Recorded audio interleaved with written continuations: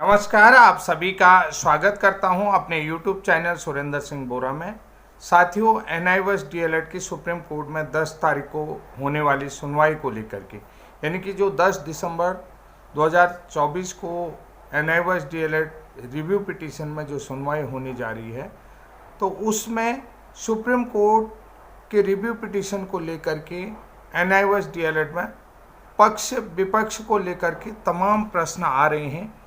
और पहले सवाल ये आता था कि रिव्यू एक्सेप्ट नहीं होगा। सबसे पहले जो सबसे बड़ा सवाल आता था कि वो रिव्यू एक्सेप्ट नहीं होगा। अब जब रिव्यू एक्सेप्ट हुआ है तो कुछ लोगों के सवाल ये हैं कि सुप्रीम कोर्ट अपने फैसले को नहीं बदलेगा और अब कुछ नहीं हो सकता। इस तरीके के तमाम जो है कि आप लोगों के कमेंट्स आ रहे हैं और तमाम आप लोगों के विचार आ रहे हैं। लेकिन देखना ये पड़ेगा कि जैसा कि पूर्व में भी इस फैसले में जस्टिस गवई हैं और जस्टिस गवई ने कहा है कि कहीं न कहीं माननीय सर्वोच्च न्यायालय की तरफ से गलतियां हुई हैं। तो कुछ लोगों के ये सवाल हैं जो आप सभी लोगों को देख रहे हैं, लेकिन मैं उन लोगों को अपने वीडियो के माध्यम से ये कहना चाहता हूँ कि ये रिव्यू पिटीशन है और आप सब लोगों को पता है रिव्यू पिटीशन क्या होती है। कि रिव्यू पिटीशन में सुप्रीम कोर्ट अपने ही फैसले को रिव्यू करेगा, उस फैसले की समीक्षा करेगा कि आखिर उनसे फैसले में कहाँ त्रुटि हुई है, या जो जस्टिस गवई हैं वो ये देखेंगे कि उनसे, यानी कि जो उनकी टीम है, चाहे मिश्रा जी हों चाहे जस्टिस गवई जी हों, तो हमसे गलती कहाँ हुई है, तो इसमें मिस्टेक हुई है तो कहाँ पर हुई है, ये बड़ा सवाल है। और कहाँ से इसमें सही डिसीजन होगा, इस सारी चीज़ों को लेकर के यहाँ पर उसमें समीक्षा होगी। हाँ, फैक्ट ये है कि इस बार का जो डिसीजन होगा वो फाइनल डिसीजन होगा, चाहे सुप्रीम कोर्ट का फैसला कुछ भी हो, लेकिन ये फैसला फिर फाइनल फैसला होगा। अब यहाँ पर सबसे बड़ी बात है, तो यहाँ पर आप लोगों को इसको ध्यान से समझना होगा कि कैसे NIOS का पक्ष मजबूत है और कैसे फैसले में गलती हुई है। इसको लेकर के भी देखना होगा कि भाई फैसले में कैसे NIOS DLED का पक्ष मजबूत हो रहा है और कैसे फैसले में गलती हुई है। सबसे पहले कोर्स की बात करें तो आप सभी लोगों को मालूम है ये कोर्स सरकार ने, यानी कि भारत सरकार की तरफ से 2017 में लॉन्च किया और इस कोर्स को कराने के नाम पर सरकार ने जो अभ्यर्थियों के रजिस्ट्रेशन हुए हैं तो उसको लेकर के सरकार ने 16 अरब 64 करोड़ रुपए कमाए हैं बच्चों के रजिस्ट्रेशन से। कि इस कोर्स को कराने में सरकार को कितने की अर्निंग हुई, 16 अरब 64 करोड़। तो इस कोर्स के लिए सरकार ने ही कहा था कि जो भी एंट्रेंस टीचर पहली से 8वीं कक्षा तक पढ़ा रहे हैं, चाहे वो सरकारी में पढ़ा रहे हों या प्राइवेट में पढ़ा रहे हों, ये कोर्स दोनों के लिए था, सरकारी या प्राइवेट। ठीक है, जो कहीं भी पढ़ा रहे हो, वो चाहे सरकारी में पढ़ा रहा हो या प्राइवेट में पढ़ा रहा हो। तो जब ये कोर्स जारी किया तो NCT ने विधिवत नियमों और प्रावधानों के तहत NIOS को कराने के लिए सौंपा। कि अब भाई बात यहाँ पर आती है कि भाई कोर्स जो है विधिवत और नियमों और प्रावधानों के तहत ही इस कोर्स को NIOS को कराने के लिए NCT ने सौंपा है। अब चाहे NCT के सेक्शन की बात करें, जो सेक्शन 14 का रूल 3 ये है, या सेक्शन 15 का नियम 3 ये हो, या NIOS का अंडर क्लॉज 7 का नियम 16 हो, ये सारी जो उसमें नियमों के तहत ये कोर्स करवाया गया है, किसके, NCT के गाइडलाइन के आधार पर। तो अब दूसरी तरफ आपने देखा होगा कि NIOS संस्थान के चेयरमैन जो थे उस समय CB शर्मा जी, यानी कि श्री चंद्रभूषण शर्मा जी ने एक वीडियो में जारी कर कहा था, या एक वीडियो में जो उन्होंने एक वीडियो बनाया था अपने NIOS की तरफ से वीडियो बनाया था, तो उन्होंने कहा था कि देश भर में निकलने वाली जो शिक्षक भर्तियां हैं उसमें इस कोर्स को प्राथमिकता दी जाएगी। जितने भी एंट्रेंस टीचरों को हम NIOS के माध्यम से ये कोर्स करा रहे हैं, तो जो देश में कहीं भी शिक्षक भर्तियां निकलेंगी तो इस कोर्स को प्राथमिकता दी जाएगी। और ये आप सभी ने इस वीडियो को कई बार देखा होगा और कई बार सुना होगा। उन्होंने स्पष्ट रूप से कहा कि ये कोर्स फर्जी नहीं है, इसलिए इसके लिए उन्होंने सरकार की तरफ से बाकायदा विज्ञापन भी जारी किए गए थे। विज्ञापन चाहे वो समाचार पत्रों में हो या अन्य तरीके से हो, तो विज्ञापन में आप लोगों ने देखा होगा माननीय प्रधानमंत्री का फोटो छापा गया था, जिसमें संसद की तरफ से यानी कि जो विधायिका की तरफ से नियम कानून बनाए गए थे, सरकार की तरफ से नियम बनाए थे। तो यहाँ पर प्रधानमंत्री माननीय नरेंद्र मोदी जी का फोटो हुआ छपा विज्ञापन भी इस कोर्स को कराने के लिए करवाया गया था। इस कोर्स की जो समयावधि थी, इस कोर्स को करने के लिए जो समयावधि थी, उस टाइम को सरकार ने बॉन्ड कर दिया था, यानी कि 31 मार्च 2019 के बाद अप्रशिक्षित जो शिक्षक होंगे, अप्रशिक्षित होंगे, वो कहीं भी नहीं पढ़ा पाएंगे। अप्रशिक्षित जो भी व्यक्ति होगा वो कहीं भी 1 से 8वीं तक नहीं पढ़ा पाएंगे। इसलिए जो है कि सभी अप्रशिक्षित एंट्रेंस टीचरों को, जो भी एंट्रेंस टीचर होंगे, वो 31 मार्च 2019 के बाद कहीं भी नहीं पढ़ा पाएंगे।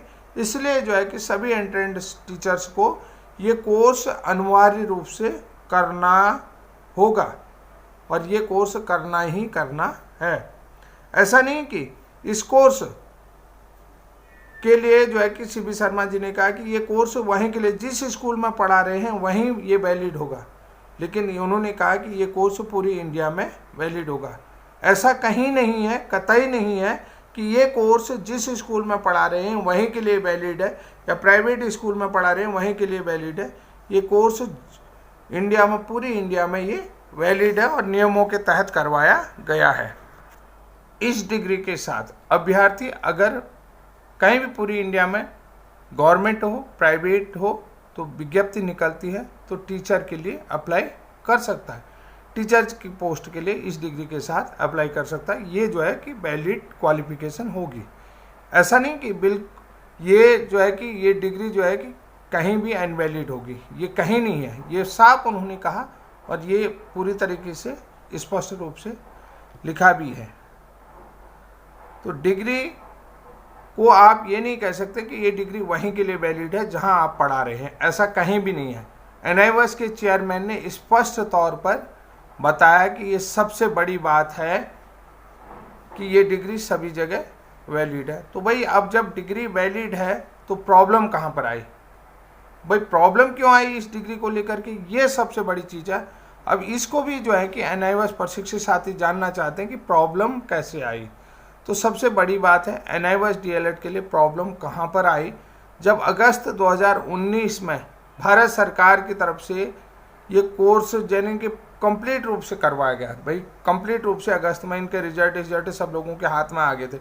31 मार्च 2019 तक ये कोर्स कंप्लीट, उसके बाद एग्ज़ाम हुआ, उसके बाद रिजल्ट आया। तो कम्प्लीटली जो है कि आपके हाथ में रिजल्ट आ गया, सर्टिफिकेट आ गया।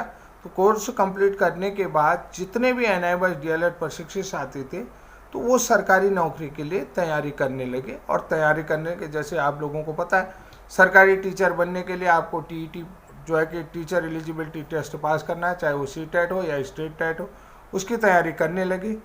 तो यहाँ पर देखिए अब बात कहाँ बिगड़ी कि बिहार राज्य में जो रेगुलर DLED वाले हैं उनसे ये सारी चीज़ें देखी नहीं गई। तो बात यहाँ से बिगड़ी। 2020 की बात है, रेगुलर DLED वालों को, NIOS DLED वालों की तैयारी और ये चीज़ें देखी नहीं गई। और रेगुलर DLED वालों ने, जो बिहार के रेगुलर DLED वालों ने पटना हाईकोर्ट में जाकर के एक याचिका दायर कर दी। तो भैया उन्होंने जो है कि NIOS DLED पर ये केस कर दिया कि ये कोर्स जो है 18 महीने का है और हमने जो है कि 2 साल का कोर्स कर रखा है। ये कोर्स जो है कि ODL माध्यम से, दूरस्थ माध्यम से, हमने रेगुलर माध्यम से, इस तरीके से। तो भाई अब ये केस जब चालू हुआ तो सुनवाइयों का दौर चलता है, लेकिन इस केस को लेकर के NIOS के तत्कालीन चेयरमैन शर्मा जी ने कोर्ट में जाकर के ये बताया, तब जो है कि NIOS DLED के चेयरमैन CB शर्मा जी ने कोर्ट में जाकर के ये बताया कि जो लोग अफवाह फैला रहे हैं ये कोर्स 18 महीने का है और ये कोर्स वैलिड नहीं है, कि उन्होंने कहा कि जिसने भी NIOS से DLED किया है तो वो जो DLED है वो NCT और MHRD की सहमति से और NCT की गाइडलाइन के तहत ये कोर्स करवाया गया है और ये कोर्स पूरे देश में वैलिड है, ये अमान्य नहीं है। यहाँ से पढ़ने वाला विद्यार्थी कहीं भी जाकर के अप्लाई कर सकता है। इस बयान के आधार पर कि माननीय चेयरमैन NIOS के जो CB शर्मा जी हैं, उनके बयान के आधार पर हाई कोर्ट पटना ने NIOS DLED को जनवरी 2020 में वैलिड कर दिया, यानी कि जनवरी 2020 में जो है कि NIOS DLED पटना राज्य में पूरी तरीके से प्राथमिक शिक्षक बनने के लिए वैलिड हो गया। तो इस फैसले से, यानी कि NIOS DLED के वैलिड हो जाने से, जो पटना हाई कोर्ट का फैसला था, उस फैसले के बाद पूरे देश में जो है कि 1.5 से 2 लाख जो NIOS DLED अभ्यर्थी हैं वो गवर्नमेंट जॉब में आ गए, यानी कि गवर्नमेंट जॉब में आ गए। अब भाई क्या रहा, लगभग 12 से 13 लाख अभ्यर्थी अभी बाहर बैठे हैं। तो यहाँ पर NIOS DLED जब वैलिड होता है तो उसके बाद जो है कि BPSC के माध्यम से TRE1 TRE1 के माध्यम से और सेंट्रल की नौकरी से जो है कि ये अभ्यर्थी जो है कि 1.5 से 2 लाख अभ्यर्थी जो थे कि वो गवर्नमेंट जॉब में आ गए।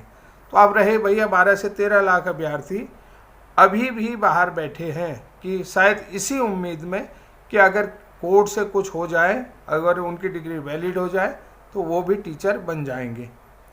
तो उसी फैसले को, अब देखिए अभी की बात बना, उसी फैसले यानी पटना हाई कोर्ट के फैसले को आधार मानते हुए, पटना हाई कोर्ट के फैसले को आधार मानते हुए त्रिपुरा और उत्तराखंड हाई कोर्ट ने भी NIOS को वैलिड करा दिया, यानी कि ये जो है कोर्स है ये रेगुलर DLED के समकक्ष है और ये पूरी तरीके से वैलिड है। रेगुलर DLED के समकक्ष है, ये तो मैं बात कर रहा हूँ क्योंकि जब आप 22 सितंबर 2017 का रिकॉग्निशन लेटर पढ़ेंगे, उसको ध्यान से एक एक पॉइंट को समझेंगे तो पूरी तरीके से आपकी समझ में आ जाएगा।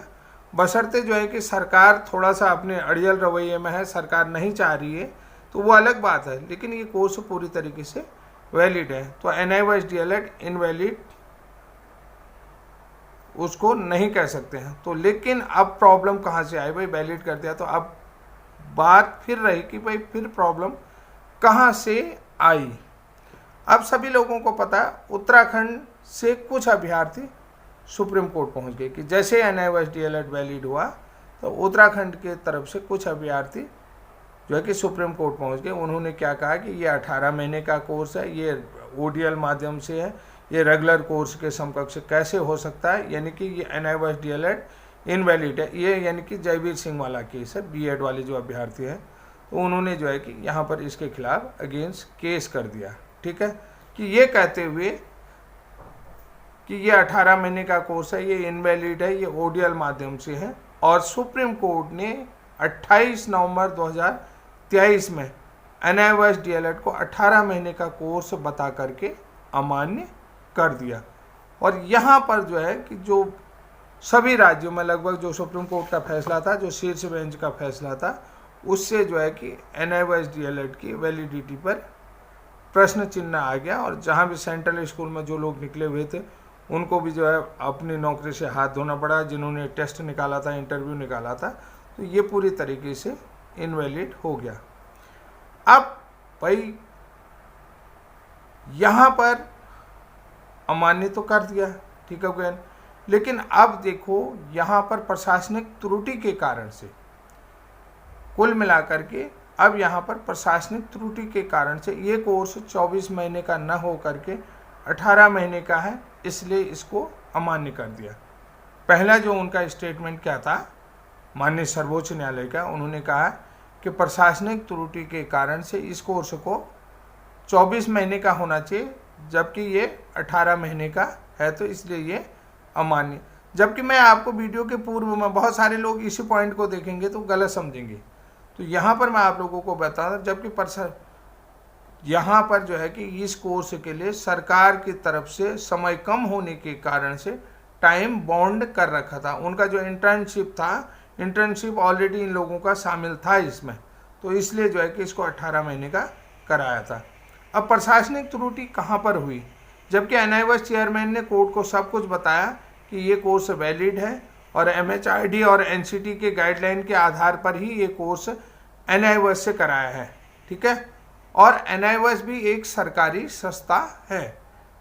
अब भाई सीबी शर्मा जो चेयरमैन है, उन्होंने क्या कहा था कि जो भी एनआईओएस से डीएलएड कोर्स हुआ है वो एमएचआरडी और एनसीटी के गाइडलाइन के आधार पर कराया गया। ये कोर्स एनआईओएस से कराया और एनआईओएस भी सरकारी संस्था है। ये बहुत बड़ी बात उन्होंने कहा। लेकिन जब भाई एक बार जो है कि कोर्ट फैसला दे देता है तो कोर्ट का फैसले को सभी लोग मानते हैं, और कुछों के हाथ में तो इस एक तरीके से कहें मुफ्त की रेवड़ियाँ लग गई थी। वो लोग खुश थे जो लोग एनआईओएस डीएलएड को बाहर करना चाह रहे थे। तो अब देखिए, जो रिव्यू की बात होते, जिस समय एनआईओएस डीएलएड पर फैसला हुआ तो उस समय भी जो जज थे वो माननीय जस्टिस गवई जी थे। तब जस्टिस BR गवई और जस्टिस प्रशांत कुमार मिश्रा की उच्च पीठ ने नैनीताल उच्च न्यायालय के फैसले के खिलाफ उत्तराखंड सरकार और जयवीर सिंह और अन्य की ओर से दाखिल विशेष अनुमति याचिका को स्वीकार करते हुए ये फैसला दिया कि एनआईओएस से 18 महीने का डीएलएड योग्यता धारक नई शिक्षा प्रक्रिया में शामिल नहीं हो सकते। ये उनने जजमेंट दे दिया। भाई अब वो तब का जजमेंट था, अब रिव्यू को लेकर के तो आप लोगों को पता ही है कि क्या होने जा रहा। तो उस समय जो माननीय जस्टिस गवई ने जो फैसला दिया या गवई के द्वारा जो फैसला दिया गया हो सकता उन्होंने सभी तथ्यों को उनके सामने में जो भी एडवोकेट हैं तो उन तथ्यों को इतने बढ़िया तरीके से नहीं रखा गया हो, और जस्टिस ने इन बड़ी तथ्यों को, इन सभी सरकार की एनसीटी की गाइडलाइन और एनसीटी के नियमों को इनको अच्छी तरीके से नहीं देखा हो। लेकिन जब भी इन चीज़ों को अब पेश किया जाएगा, कि अब जो है कि कोर्ट में पेश किया जाएगा, ये सारी चीज़ें जो मैं आपको बता रहा हूँ कि 2017 में जो है कि कोर्स लॉन्च हुआ और किन किन नियमों के तहत कराया, तो यहाँ पर जो है कि पेश किया जाएगा तो गवर्नमेंट की ये त्रुटि है, ये सरकार की त्रुटि है और ये प्रशासनिक त्रुटि है। ये सारी चीज़ें अपने आप निकल करके छट करके आएंगी, समझ रहे हैं। ये जो त्रुटियां हैं कोर्स को लेकर के, भाई जो भी यानी कि गवर्नमेंट की त्रुटि है, सरकार की त्रुटि है, प्रशासन की त्रुटि है, प्रशासनिक त्रुटि है, तो इसमें अभ्यर्थियों को इस त्रुटि का, इसका खामियाजा क्यों फेस करना पड़ेगा कि भाई अमान्य है तो जब सरकार ने कराया है तो बच्चों को जो भी परेशानी है उसका फेस क्यों करना पड़ रहा है। इसको लेकर के बड़ा सवाल कोर्ट में रखा जाए कि भाई एनआईओएस डीएलएड जो भी लॉन्च हुआ है या एनआईओएस डीएलएड जो ट्रेनिंग प्रोग्राम बनाया गया, कि वहाँ पर देखिए सबसे बड़ी चीज़ है कि ये प्रोग्राम सरकार ने बनाया या एनसीटी ने बनाया। इसमें अगर कोई गलती है तो वो प्रशासनिक त्रुटि है, सरकार की त्रुटि है, अभ्यर्थियों की त्रुटि नहीं है कि जिसका खामियाजा अभ्यर्थियों को फेस करना पड़ा। जब सरकार के पास इन सब चीज़ों को भेजा जाएगा, तो मैं ये चीज़ कह रहा हूँ कि वीडियो के माध्यम से जो भी ये खामियां हैं ये सभी चीज़ें सरकार के पास भेजा जाएगा, कोर्ट के पास भेजा जाएगा, तो सरकार स्पष्ट रूप से माननीय सर्वोच्च न्यायालय में, एनसीटी स्पष्ट रूप से माननीय सर्वोच्च न्यायालय में जो है कि अभ्यर्थियों के हक में बात रखेगी, निश्चित रूप से उस हक में रखेगी क्यों ये कोर्स कराया गया और क्यों इस कोर्स की जरूरत थी और क्यों ये कोर्स जरूरी था। निश्चित रूप से फैसला अभ्यर्थियों के हक में आने वाला है और निश्चित रूप से आएगा। आपको इंतजार करना होगा, मैं समझ रहा हूँ कि आपको 10 तारीख का इंतजार करना होगा, आपको शांत चित्त रह करके इन सारी चीज़ों का सामना करना होगा और बहुत सारी चीज़ों को समझना होगा कि जो प्रशासन अभी बहुत सारी चीज़ें कह रहा है, इसको लेकर के, इस प्रशिक्षण को लेकर के प्रशासन बहुत चीज़ें कह रहा है। और सबसे बड़ी चीज़ तो ये देखो ना कि इसी डिग्री के आधार पर, इसी कोर्स के आधार पर देश में विभिन्न सरकारी स्कूल में 1.5 से 2 लाख एनआईओएस डीएलएड प्रशिक्षित अभ्यर्थी सरकारी नौकरी कर रहे हैं, सरकारी स्कूलों में पढ़ा रहे हैं, वर्तमान में वो सरकारी स्कूलों में कार्यरत हैं। जब वो वैलिड हो सकते हैं तो हम क्यों वैलिड नहीं हो सकते हैं। तो ये सारी चीज़ें 10 दिसंबर को माननीय सर्वोच्च न्यायालय में रखा जाएगा, माननीय संविधान के उच्च पीठ में रखा जाएगा और कहाँ पर प्रशासनिक गलती हुई, किन किन गलतियों का खामियाजा बच्चों को भुगतना पड़ा, इन सारी चीज़ों से आप लोग अवगत हैं। तो मेरा एक सीधी सी बात है, आप लोगों को मोटिव करना है ताकि आप लोग मोटिव रहें और अच्छी से अच्छी तैयारी NIOS DLED की जीत के लिए कर सकें। तो साथ में जो है कि विश्वनाथ जी को भी मैं धन्यवाद देता हूं, जिस तरीके से वो केस में एक एक चीज़ निकाल करके बिल्कुल फिल्ट्रेशन करके यानी कि फिल्टर करके, तो आप लोगों ने पढ़ा ही होगा, जो है डिस्टिलेशन प्रोसेस पढ़ा होगा कि जैसे डिस्टिलेशन प्रोसेस होता, प्रभाजी डिस्टिलेशन होता या दूसरा डिस्टिलेशन होता, आप सभी लोगों को पता है। तो ये किस तरीके से फिल्टर करके चीज़ें निकाल करके ला रहे हैं और कितने अरिया तरीके से, जब ये कोर्ट में जाएगी, सरकार के पास जाएगी, NCT के पास जाएगी, MHRD के पास जाएगी, तो निश्चित रूप से आप लोग देखेंगे। और साथ में CB शर्मा जी भी जब कोर्ट सर्वोच्च न्यायालय की कोर्ट हियरिंग में, NIOS DLED की हियरिंग में उपस्थित होंगे, तो सभी पक्षों को ध्यान में रखा जाएगा और ध्यान में सुना जाएगा।